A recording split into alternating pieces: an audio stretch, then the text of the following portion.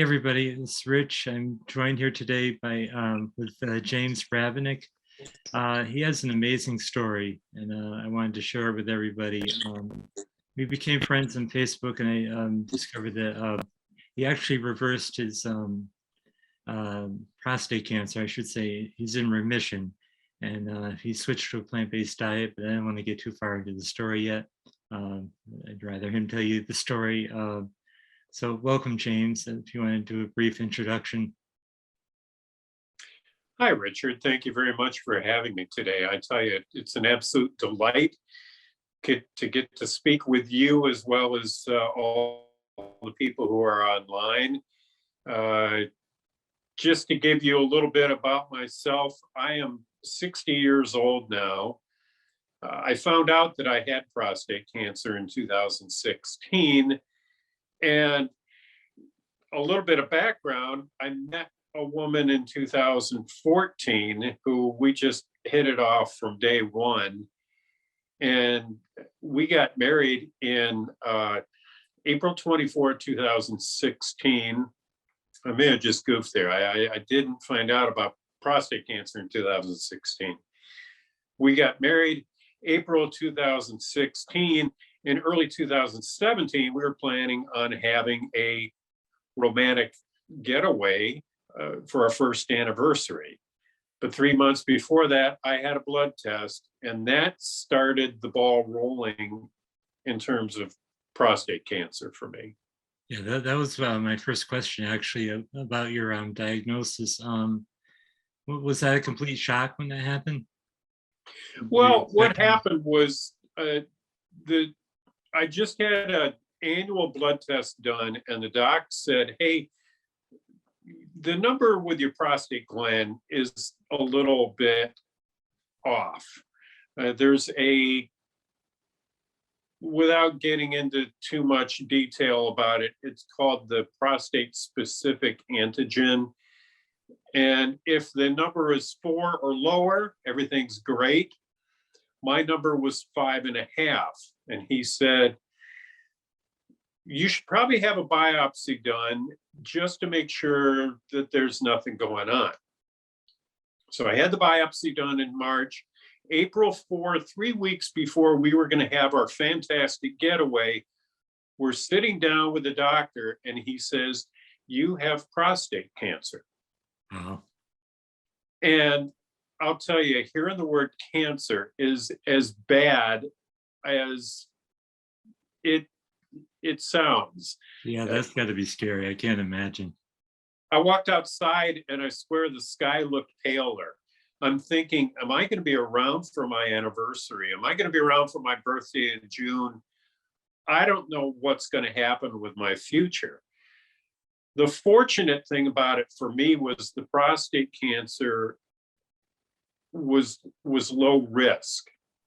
There's a number that goes from 6 to 10, with 6 being low risk, and that's where I landed.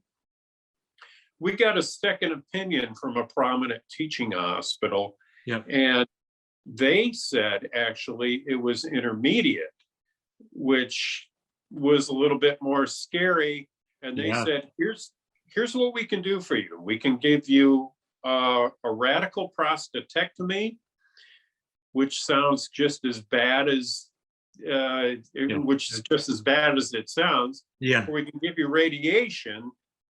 Either way, it's going to really change your sexual functioning, your bowel and bladder functioning, either for the short term or possibly the long term.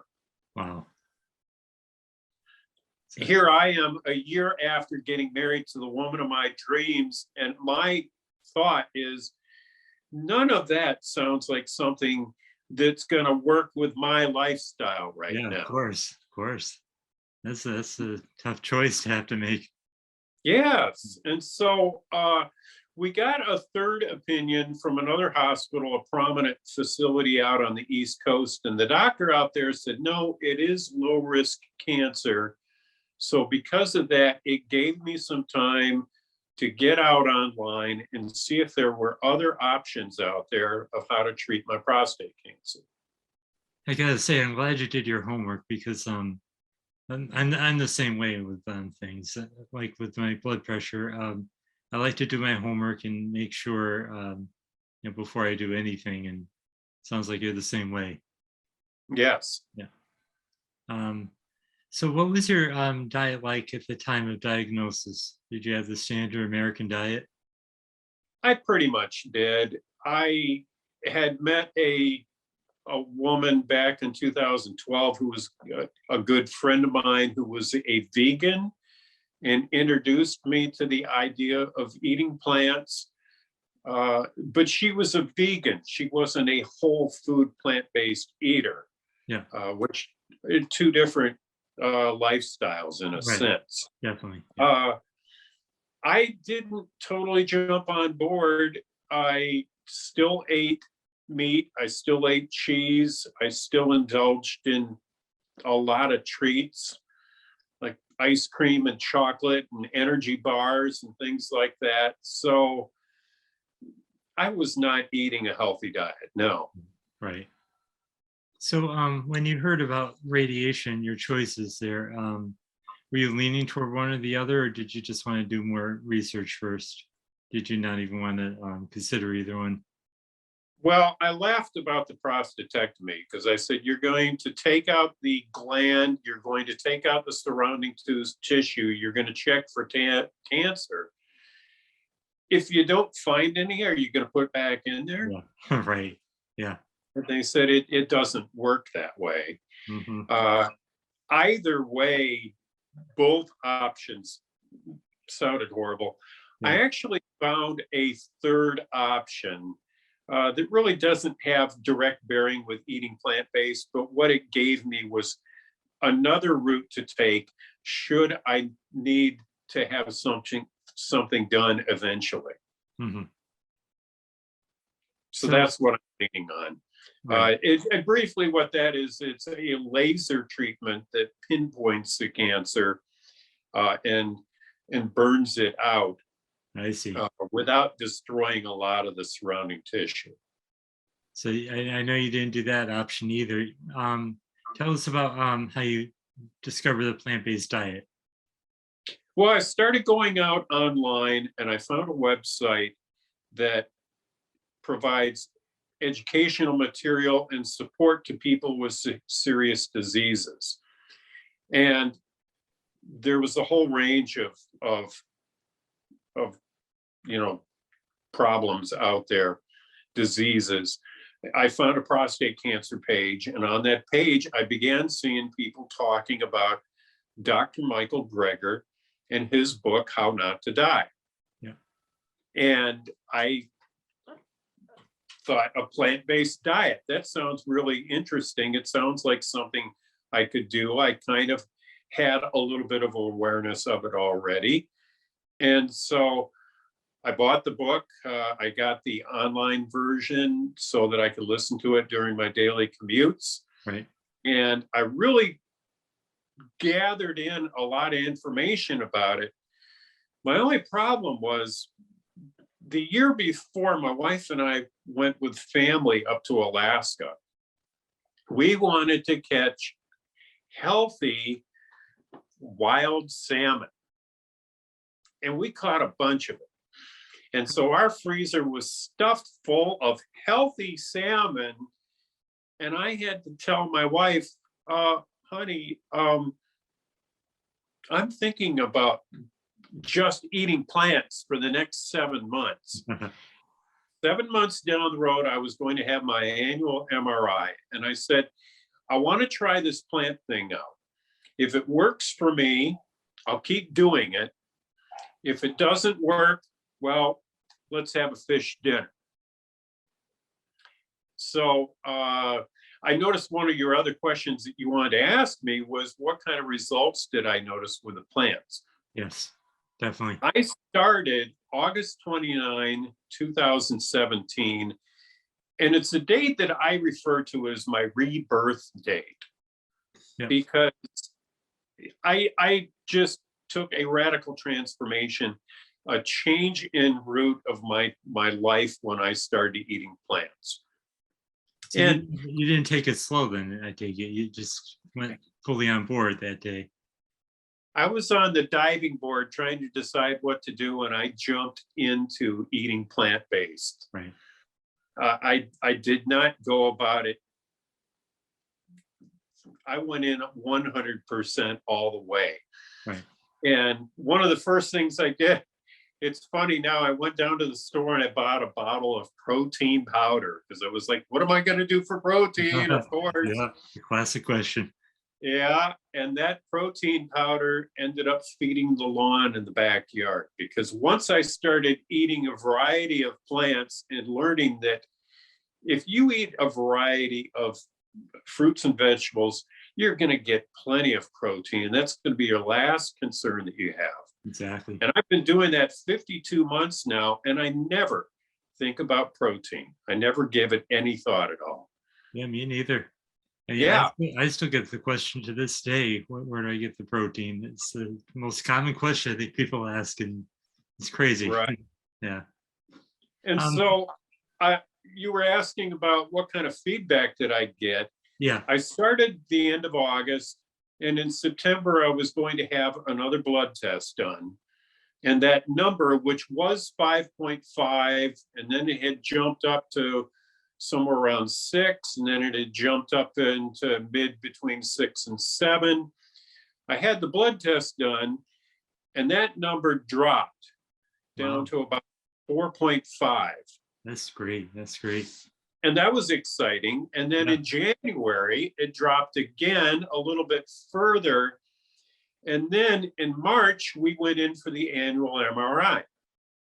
And we're sitting at the doctor's office, and he's going through all the slides, and we're getting a little bit nervous because he's taking a lot of time. And he says, well, I just want to make sure about this. I don't see anything to be concerned about, but I just want to make sure I look at everything and get a good picture of what's going on here. Yeah. And then he shared, and this is pretty much, I think, a quote from him. He said, your cancer, your prostate gland is clinically insignificant for prostate cancer, which means it's there, you just can't see it. Right. And my wife, hearing that news, squealed with joy and jumped in my lap and started kissing me.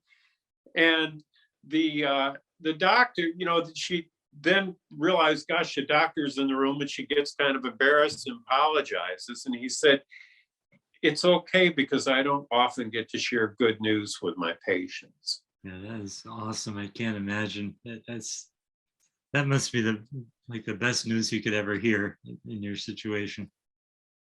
Yes. Yeah. And so he wasn't on board completely with it. He said he'd had other patients who did it.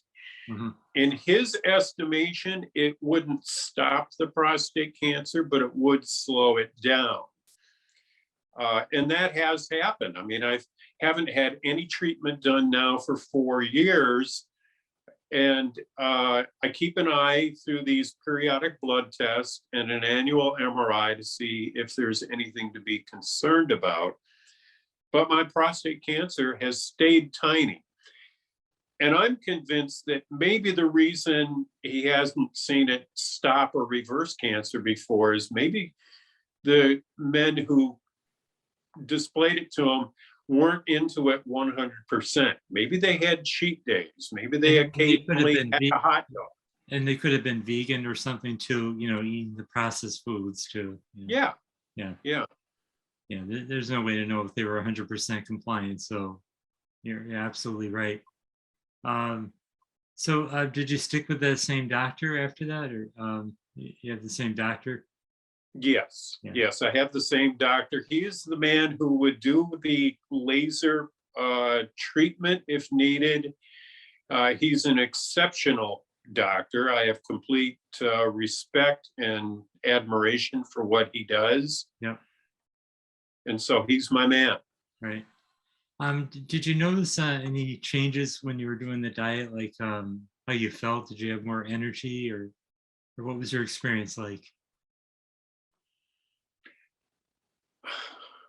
That's a good question. I did, no, I did lose a little bit of weight. When I first started this, I was probably around 185 or so. And I'm down to 165 to 168 now. And when I was 185, I thought this is a good weight for me. But actually now being at 165 to 168, I like this a lot better. Yeah. And yes, I do feel like I have more energy, and it's easier to get around. My breathing is better. I've got issues with asthma, so I've noticed my allergies are less of a concern. Yeah, I know some other friends who have asthma, and it's definitely helped them as well. It definitely helps the breathing too. So it sounds like your wife was fully supportive during the whole process. Well, actually, when we first started this, she was supportive of what I was doing. But I can remember early on having a conversation with her about it. And she said, well, I believe in eating all things in moderation. That's an old line, and, Yeah. and people have carried that. Too, yeah. Yes. I felt like from the beginning, it wasn't my job to tell her what to do. I really believed it would do her some good because she herself is a breast cancer survivor 17 years now. And I had a feeling that if she changed to plants, it would do her a great deal of good. Right. But I felt like from the beginning, I needed to allow her to find the reason and interest to change when it was right for her. I agree, because you can't really force it on anybody. If they're not willing to, they're not going to stick with it. Yes. Yeah. And so she gradually changed over time. I used to feed her eggs in the morning. I'd cook her eggs, and she stopped eating eggs. And then she used to have creamer in her coffee with half and half, which is just awful to even think about. Yes. And she got rid of that. And most recently, she got rid of diet soda. She began eating strictly plants 11 months ago. And she was on a statin medication for cholesterol. She's not a big woman at all. She was slim her entire life, but she's dropped another 5 to 10 pounds or so since eating plants. And 4 months into eating just plants, she no longer needed her statin drug. Yeah. So that was exceptional. She also went in for a blood test to see about her marker for breast cancer. And the number that came back was the lowest it has been in 16 years. Oh, good for her. Before that, the low number was, and it had to be any number less than 30, with the lower the better. Yeah. She was getting a number between 10 and 12, and she came in 4 months on plants, and her number had dove down to 5. Wow, that's impressive. That really is. She must be so relieved herself now. Yeah. Yeah. And it's fun doing it together too. And it's fun, both of us being on the same, eating from the same plate in a sense. And we both want to be there. We cook together now. We have our meals, of course, together. And it's a delight. Do you have any favorite recipes, you and her, your favorite meals together? Or is there certain ones, like, do you follow forks over knives recipes, or you just do your own thing? We have looked out at, we've tried a few things recently. Yeah. When I first started this, and this is my encouragement to people out there, if you're a cook, go out and do the recipes. I'm not a cook. So I did very simple things. That's what I did, yeah. I ate a lot of sweet potatoes, and I put tomato paste on them for the lycopene, which is good for cancer. and I put black beans on them because you can't eat enough black beans or beans in general. Beans are just a fantastic food. So I was eating a lot of that. I could eat it day after day and be completely satisfied. Yeah. But of course I was eating other stuff. I was eating greens. I was eating mushrooms because mushrooms are exceptional for cancer. I was eating cruciferous vegetables, which are broccoli, cauliflower, Brussels sprouts, kale, such things like that, Right. that are exceptional for prostate cancer. Onions and garlic are another thing. I eat a clove of garlic every day with a mouthful of water. And so I went after foods that were high in antioxidants that I felt would help to keep my cancer from growing. And so far it has done that. And do you follow Dr. Furman as well? Because he has the G-bombs foods. Many of the foods you mentioned are the foods he says to eat daily. I mean, I love Dr. Greger. Dr. Furman was the one who first turned me on to the diet. Do you follow the other plant-based doctors like Furman? Or? Yes. Oh, yes. I mean, I look at Dean Ornish. I look at Dr. McDougall. I look at Dr. Furman. In fact, I think I have Dr. Furman's vitamins in my cupboards. Yeah, I do. In my cupboard for health. Yeah.